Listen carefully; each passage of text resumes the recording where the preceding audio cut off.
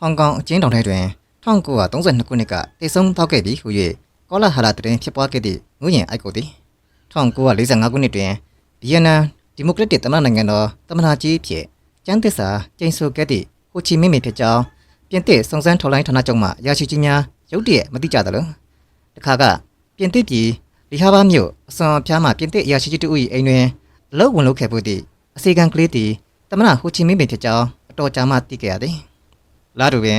်ပြင်သစ်သတင်းစာဟိုမင်းနိုင်တွင်၎င်းဆိုဗီယက်ကွန်မြူနစ်ပါတီအားပေါ်ပရာပဒါတွင်၎င်းငွေ့ရင်အိုက်ကော့ဟူသောကလောင်ကြီးဖြင့်ရေးသားခဲ့သည့်စောင်းမရှင်သည်ဗီယက်နမ်သမ္မတကြီးဟိုချီမင်းနှင့်တူတယောက်တည်းဖြစ်ကြောင်းပြင်သစ်ပြည်သူများနှင့်ဆိုဗီယက်ပြည်သူများအားလုံးသိကောင်းမှသိကြပေလိမ့်မည်ယခုတစ်ဖန်ဟောင်ကောင်အကျဉ်းထောင်မှအင်္ဂလိပ်ရှိနေကြီးမစ္စတာလော့စပီအကူအညီဖြင့်1932ခုနှစ်ကလွတ်မြောက်ခဲ့သောငွေ့ရင်အိုက်ကော့သည်ဆိုဗီယက်ယူနီယံမော်စကိုတွင်လီနော့ဟူ၍၎င်းတရုတ်ပြည်မြောက်ပိုင်းယူနန်တွင်ဟိုကွမ်ဟူ၍၎င်းတရုတ်ပြည်တောင်ပိုင်းယူနန်တွင်မစ္စတာထရန့်ဟူ၍၎င်းနာမည်အမျိုးမျိုးဖြင့်ပြောင်းလဲနေထိုင်လာခဲ့သည်10နှစ်ညအကြာ1941ခုနှစ်တွင်ဗီယက်နမ်သို့ပြန်လည်ရောက်ရှိလာချိန်တွင်မှဟိုချီမင်းဟူသောအမည်ကိုနောက်ဆုံးပြောင်းလဲခြင်းဖြင့်ပြောင်းလဲခဲ့သည်ယင်းသို့ဟိုချီမင်းဟူသောအမည်ဖြင့်ဗီယက်နမ်သို့ပြန်လည်ရောက်ရှိမလာမီဤ10နှစ်ကာလအတွင်းငွေ့ရင်အိုက်ကော့၏ကျိုးပန်းလှုပ်ဆောင်ကြများမှလည်းစိတ်ဝင်စားဖွယ်ရာကောင်းလာသည်နှင့်အမျှတမိုင်းတူရင်းမြစ်လှုပ်ဆောင်ကြများပင်ဖြစ်ခဲ့သည်ဟောင်ကောင်အချုပ်ခန်းထဲမှအင်္ဂလိပ်ရှိနေကြီးမစ္စတာလော့စပီကူညီကျိုးပန်းမှုကြောင့်လွတ်မြောက်လာခဲ့ပြီးတရုတ်ပြည်မှတစ်ဆင့်ဆိုဗီယက်ယူနီယံမော်စကိုမြို့တော်သို့ရောက်ရှိလာခဲ့သောငွေ့ရင်သည်သူ့လူရိုးလုပ်စဉ်အတိုင်းလီနော့ဟူ၍ရုရှားနာမည်ကိုပြောင်းလဲခဲ့ပြန်သည်မော်စကိုသို့ရောက်စာအချိန်ကသူ့ကျမ်းမာရေးအခြေအနေမှာအတော်တန်ဆိုးဝါးနေစေပင်ဖြစ်၍ကမ္ဘာကွန်မြူနစ်အဖွဲ့ချုပ်ခေါင်းဆောင်များကသူ့အားပင်လယ်ကမ်းခြေရှိဆိုချီမြို့ကလေးသို့တွားရောက်အနားယူစေခဲ့သည်သို့တော်ရောက်လျာတွင်နာမည်ပြောင်းတော်လဲရီမန်းကျက်မပြောင်းလဲသည့်ငွေ့ရင်သည်ဆိုချီမြို့ပန်းဖြေစကန်တွင်ကြာမနေပဲတရက်နှစ်ရက်အနားယူပြီးလုပ်ငန်းတာဝန်များပြန်လည်ထမ်းဆောင်ရန်မော်စကိုသို့ပြန်လာခဲ့သည်သူသည်မော်စကိုမြို့ရှိအမျိုးသားရေးနှင့်ကိုလိုနီပြဿနာများဆိုင်ရာသိပ္ပံကျောင်းသို့တက်ရောက်ပညာသင်ကြားနေကြသည့်ဗီယက်နမ်ကျောင်းသားများအားခေါင်းဆောင်အဖြစ်တာဝန်ယူခဲ့သည်အချိန်ထဲတွင်သူကိုယ်တိုင်လည်းနိုင်ငံခြားမှရောက်ရှိလာကြသည့်ကမ္ဘာကွန်မြူနစ်အဖွဲ့ချုပ်ခေါင်းဆောင်များအတွက်ဖွင့်လှစ်ထားသော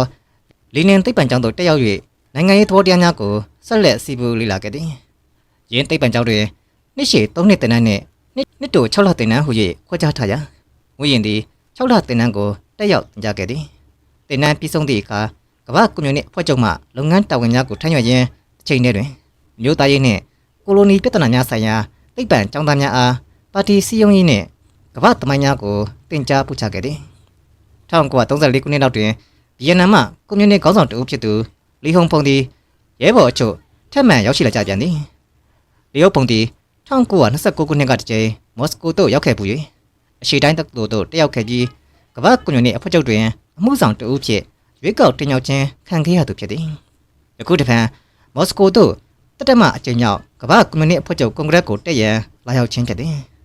တိုနေပင်ငွေ့ရင်နှင့်လီဟုံဖုံတို့သည်1935ခုနှစ်တွင်မော်စကို၌ကျင်းပသည့်တတမကွန်ဂရက်ကြီးသို့အင်ဒိုချိုင်းနာကွန်မြူနစ်ပါတီကိုယ်စားလှယ်များအဖြစ်တက်ရောက်ဆွေးနွေးကြကြသည်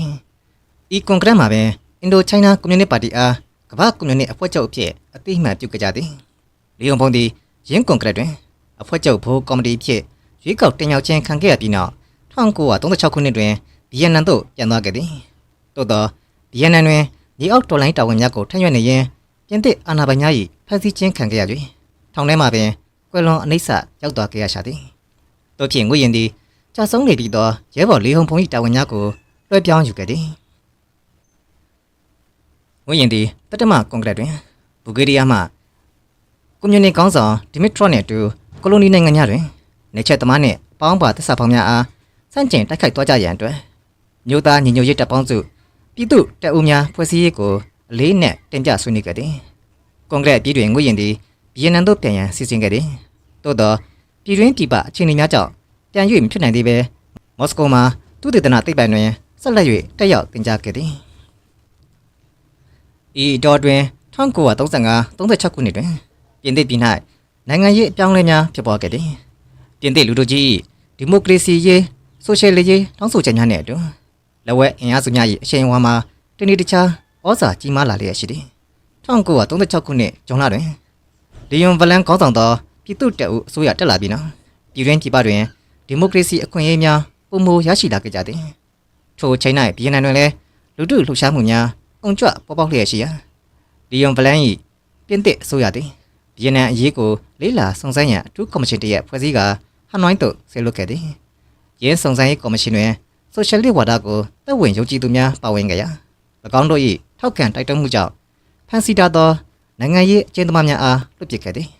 ဤထဲတွင်တကြွန်းသို့ကျနေကြသောအမန်တောင်းနှင့်အခြားကောင်းဆောင်အများပင်ပါဝင်လွတ်မြောက်လာခဲ့ကြသည်ပြင်သစ်ပြည်တွင်ပြည်သူ့တပ်အုပ်အစိုးရအဖွဲ့၏ဩဇာအာဏာခိုင်မာလာသည်နှင့်အမျှဗီယက်နမ်မှာပြည်သူ့လှုပ်ရှားမှုများမှာလည်းတနေ့တခြားအင်အားကြီးမားလာခဲ့သည်နောက်ဆုံး၌ NCP ခေါ် Indo-China Communist Party မှာရေပေါ်တွင်တရားဝင်ရပ်တည်ခွင့်ရရှိလာခဲ့သည်တို့ဖြင့်ရခိုင်ကလှုပ်ဝက်သွားလာလှုပ်ရှားနေကြရသောဗီယက်နမ်မျိုးချစ်ပုဂ္ဂိုလ်များနှင့်ကွန်မြူနစ်ပါတီဝင်များသည်ယခုအခါတရားဝင်အဖွဲ့အစည်းများတည်ထောင်၍လွတ်လပ်စွာစည်းရုံးခွင့်ဟောပြောခွင့်နှင့်ရေးသားခွင့်များရရှိလာခဲ့ကြသည်တကြောမှလွတ်လာသောဖန်မန်တောင်းသည်ဟနွိုင်းမြို့တွင်လက်ဝဲသတင်းစာတစ်စောင်ကိုဦးစီးထုတ်ဝေခဲ့သည်တောင်ပိုင်းတွင်လည်းကွန်မြူနစ်ပါတီ၏စည်းရုံးရေးများတိုးတက်ကောင်းမွန်လာခဲ့၍1948ခုနှစ်စိုင်ကုန်မြို့မြူနီစပယ်ရွေးကောက်ပွဲများတွင်ကွန်မြူနစ်ပါတီကိုယ်စားလှယ်များအရွေးခံကြရသည့်အထိလူထုထောက်ခံမှုကိုရရှိလာခဲ့ကြသည်ကွန်မြူနစ်ပါတီ၏အဘော်အဖြစ်သတင်းကြံတဲ့တစ်စောင်ကိုလည်းစိုင်ကုန်တွင်ထုတ်ဝေဖြန့်ချိနိုင်ခဲ့ကြသည်ငွေရင်သည်1933ခုနှစ်မှ1938ခုနှစ်အထိမော်စကိုတွင်နေထိုင်ခဲ့တော်လဲဗီယက်နမ်နိုင်ငံ၌၎င်းဗီယက်နမ်ရဲဘော်များနှင့်၎င်းအဆက်အသွယ်ပြတ်ဖဲထားဆွင်စီယုံလှုပ်ဆောင်နေခဲ့သည်မော်စကိုရှိဗီယက်နမ်ရဲဘော်များအားအဖက်ဖက်မှသဘောတရားကြီးအရရင်ကျက်လာအောင်တွန်းတင်ညွှန်ပြခဲ့သည့်နေ့တူဗီယက်နမ်နိုင်ငံဆိုင်ကုန်မြို့တွင်ထုတ်ဝေလျက်ရှိသောပါတီ၏ကြွေးကြော်သံသတင်းကြံတဲ့အတွက်လည်းနိုင်ငံရေးလမ်းညွှန်ဆောင်ပေါင်းများကိုအဆက်မပြတ်ရေးသားပေးပို့ခဲ့သည်ဤနှစ်ညအတွင်းကြောင်းမဲ့ဖွယ်ရာကောင်းလောက်အောင်ပြင်းထန်လှသည့်ရုရှားစောင့်ဦးတို့၏အေးတံကြောင့်သူ၏အဆုတ်နာယောဂမှာပုံမူဆိုးဝါးလာခဲ့သည်အိတ်ချိန်စားချိန်မှန်မှန်အောင်မနာမနေအမျက်တစေလှုပ်လှုပ်နေသည့်အတွက်သူ့ကျမ်းမာရေးမှာထိခိုက်သည့်တက်ထိခိုက်လာပြီးတခါတည်းချောင်းဆူရ၌သွေးများပါလျက်မကြာခဏဖျားနေတတ်သည်ဒီကြားထဲမှာလှုပ်ရှားရှိသမျှကိုအပင်ပန်းခံ၍ဇွဲကောင်းကောင်းဖြင့်လှုပ်နေကြရာနောက်ဆုံးအိယာတဲ့တွင်မထနိုင်အောင်လဲတော့မှအနားယူ၍စေဝါကုသမှုကိုခံယူခဲ့သည်သို့တော်ထိုအချိန်တွင်သူ့ကျမ်းမာရေးအခြေအနေကောင်းလာသလားကမ္ဘာနိုင်ငံရေးအခြေအနေမှာတနေ့တခြားဆိုးဝါးလာနေသည်ဂျာမနီတွင်1944ခုနှစ်ကအာဏာရလာခဲ့သောဟစ်တလာသည်မဟာလူမျိုးကြီးဝါဒကိုကင်ဆယ်ကပထမကမ္ဘာစစ်ကြီးအပြီး1919ခုနှစ်ကချုပ်ဆိုခဲ့သည့်ဘာဆိုင်စာချုပ်ကိုကင်ဆယ်ကဖောက်ဖျက်လျက်ရှိသည်ဂျာမန်အင်ပါယာရိုက်နိုင်ငံတော်ကြီးကိုအတင်းအဓမ္မထူထောင်ရန်အကြံဖြင့်ဥရောပတိုက်မှနိုင်ငံငယ်ကလေးများပေါ်ချင်းချောက်သိမ့်ပိတ်စာပြုလျက်ရှိသည်ရှေ့ပြားမှဂျပန်စစ်ဝါဒီများသည်လည်းတရုတ်ပြည်ကြီးအား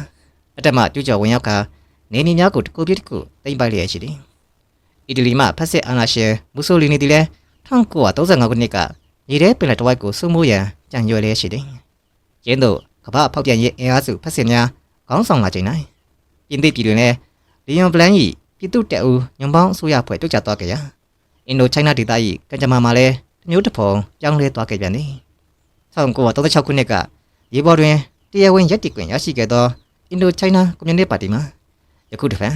1938ခုနှစ်တွင်ဒီအောက်သို့ပြန်လည်ရောက်ရှိသွားခဲ့ပြန်သည်ပါတီခေါင်းဆောင်အများပြားမှာထပ်မံဖမ်းဆီးခြင်းခံကြရ၍အချို့မှာတကြွန်းသို့အပိုးခံကြရပြန်သည်ယင်းသို့ဗီယက်နမ်အပါအဝင်နိုင်ငံတကာ၌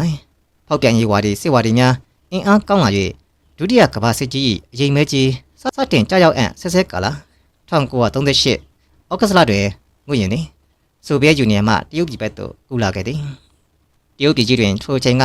ဂျပန်ဖက်စစ်များ၏အထမကျူးကျော်စော်ကားမှုများကြောင့်နေနေများတစ်ခုပြီးတစ်ခုလက်လွတ်နေရသောကွန်မြူနစ်ခေါင်းဆောင်ချန်ကီရှိတ်သည်ဂျပန်ကျူးကျော်မှုစန့်ကျင်ရေးအတွက်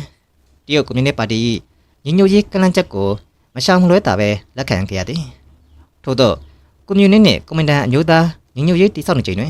ရောက်ရှိသွားသောငွေရင်သည်ခရီးတွာလာရေး၌ရခိုင်ကားလိုလှုပ်ဝက်မနေရတော့ပဲအတီအလင်းရောင်ကြကြသွားနိုင်လာနိုင်ခဲ့သည်တို့ဖြင့်ငွေရင်သည်တရုတ်ကွန်မြူနစ်များ၏မြို့တော်ဖြစ်သောယူနန်သို့အလွယ်တကူပင်ရောက်ရှိသွားခဲ့သည်တိုးတော်သူသည်ယူနန်တွင်ကြာကြာမနေနိုင်ပဲဂျပန်စန့်ကျင်ရေးတပ်ဖွဲ့များအတွက်ချန်ကီရှိတ်တပ်ဖွဲ့များတွင်နိုင်ငံရေးမှုတာဝန်ကိုယူ၍တရုတ်ပြည်တောင်ပိုင်းသို့လိုက်ပါလာခဲ့သည်1940ခုနှစ်ဖေဖော်ဝါရီလလောက်တွင်တရုတ်ပြည်တောင်ပိုင်းသို့ရောက်လာခဲ့ပြီးနောက်3လညအကြာငွေရင်သည်ပြင်သစ်အာဏာပိုင်များ၏လိုက်လံဖမ်းဆီးမှုကြောင့်ဗီယက်နမ်မှထွက်ပြေးလာကြသည် အင်ဒိုချိုင်းနာကွန်မြူနတီခေါင်းဆောင်များကိုတွေ့ရသည်အဆိုပါခေါင်းဆောင်များတဲ့တွင်တကြောမြန်ဖန်ပန်တောင်းပြင်ဘုံငွေရင်ခရက်ကိုလည်းတွေ့ရသည်ငွေရင်ခရက်သည်ဗီယက်နမ်တောင်ပိုင်းဟနွိုင်းမြို့တော်မှတိုးတက်သောကျောင်းဆက်တူဖြစ်သည်ပြင်သစ်နေချက်သမားများ၏ဖိနှိပ်မှုကိုမခံမရနိုင်သဖြင့်ကွန်မြူနတီပါတီဝင်ဖြစ်ခံယူကာမြေအောက်တော်လှန်ရေးလုပ်ငန်းများလုပ်ကိုင်နေရမှာ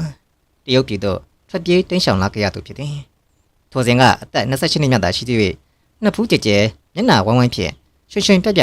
ြတွက်လက်ဖြက်လက်လာသောဝိရင်ကီယက်တီကအခြားသူမဟုတ်နောင်15နှစ်မြကြာသောအခါ1954ခုနှစ်တွင်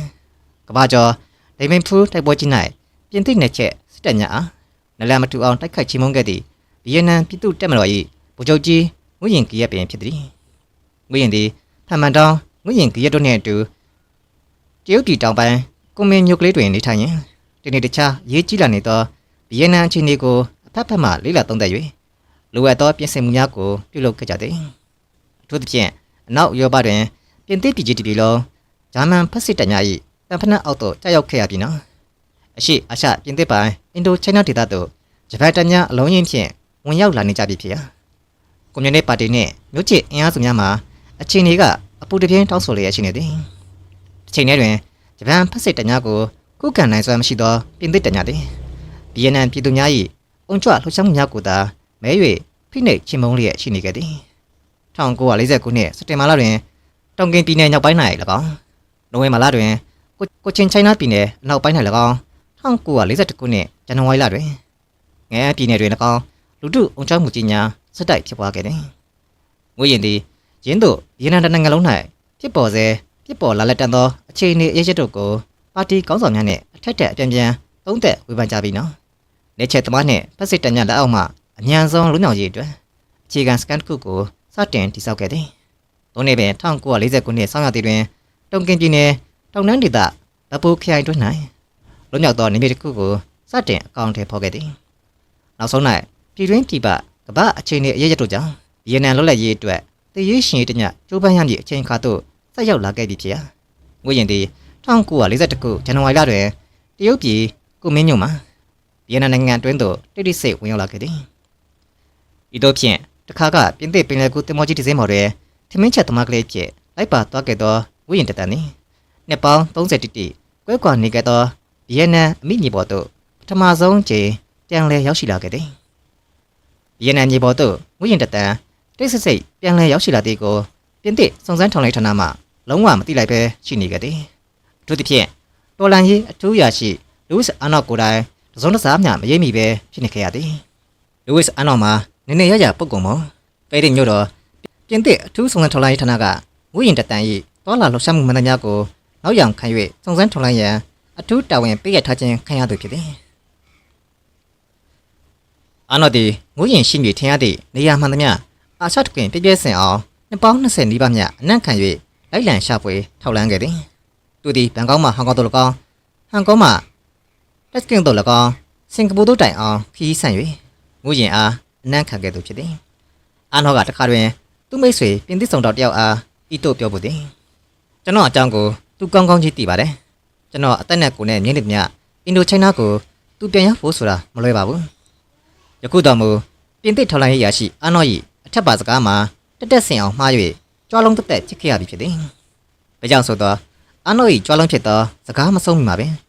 1942ခုနှစ်နှစ်ဆန်းလင်ဆန်းကျင်းငွေရင်သည်တုံကဲထပ်ပိုင်းဒေသတွင်ကင်ပုံအဖြစ်လက်လက်သွားလာလှုပ်ရှားနေကြသောသူ့ရဲဘော်တစုနှင့်အဆက်အသွယ်ရပြီးနောက်နှစ်ပေါင်း30ညကွဲကွာနေသောအမိနိုင်ငံဗီယက်နမ်မြေပေါ်သို့တိတိစိတ်ရောက်ရှိလာခဲ့သောကြောင့်ပင်ဖြစ်သည်။ဤနှစ်ပေါင်း30အတွင်းသူသည်နိုင်ငံပေါင်းစုံသို့ရောက်ရှိခဲ့၍နာမည်အမျိုးမျိုးကိုခံယူခဲ့သည်။နာမည်များနှင့်ငွေရင်အကုတ်ရုပ်ချစ်ပုဂ္ဂိုလ်ဟူသောအမည်သည်ပြင်သစ်ဆိုဗီယက်တရုတ်နှင့်ဗီယက်နမ်နိုင်ငံများရှိဗီယက်နမ်လူမျိုးများကြားတွင်အထူးပင်ထင်ရှားခဲ့သည်။ယခုတစ်ဖန်အမိဗီယက်နမ်နိုင်ငံသို့ပြန်လည်ရောက်ရှိလာပြီးနောက်သူသည်ဗီယက်နမ်အမျိုးသားများ၏နှလုံးသားတွင်၎င်းကမ္ဘာပြည်သူများ၏ဥနှုတ်တွင်၎င်းထာဝစဉ်မေ့ပြောက်၍မရနိုင်သည့်အနီးနာမတစ်ခုကိုနောက်ဆုံးခံယူပြောင်းလဲခြင်းဖြင့်ပြောင်းလဲခဲ့သည်။ထိုမြေကချမ်းမဟုတ်ဟိုချီမင်းဟူသောအမည်ဖြစ်၍အတိတ်ဘက်ကအလင်းရောင်ပေးသူဖြစ်သည်။ဗီယက်နမ်တမျိုးသားလုံးနှင့်ဗီယက်နမ်နိုင်ငံတော်အားကမ္ဘာပြည်သူများနှင့်ကမ္ဘာနိုင်ငံများအလယ်တွင်ထာဝစဉ်ထုံးပြောင်စေမည့်အလင်းရောင်ပေးသူဟိုချီမင်းသည်ဗီယက်နမ်သို့ပြန်လာခဲ့ပေသည်။